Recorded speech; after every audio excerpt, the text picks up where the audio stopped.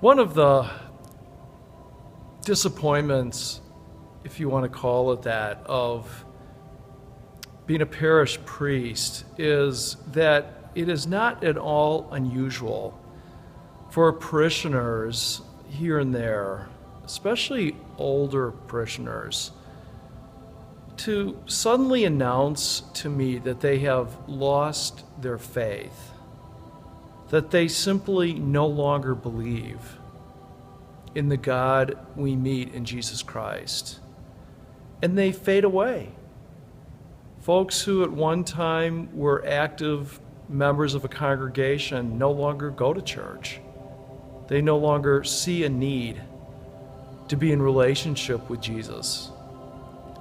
And oftentimes they tell me it's because the message of Christ has been taken advantage of in the world, that Christ is more of a weapon that's used against others rather than a message of love that invites others into a more meaningful, a deeper relationship with God.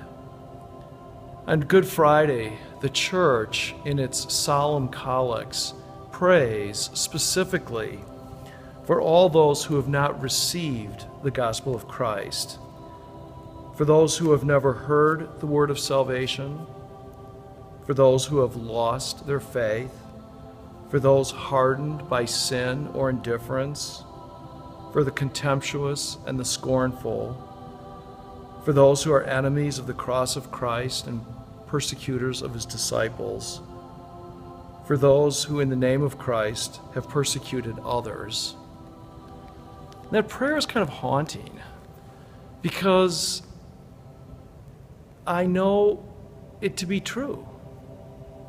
And it breaks my heart to think that there are people who once knew Christ who no longer do. And maybe that's true for you. Maybe you have lost your faith.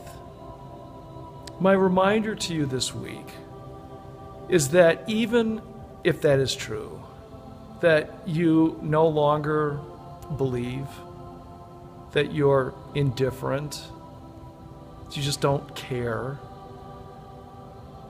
God continues to believe in you. That in God's perspective, you are not forgotten. God has not turned from you, even if you have turned from God. And that is really good news. That in God's economy, we are all found. We are all restored. And we are all carried home. See you Sunday.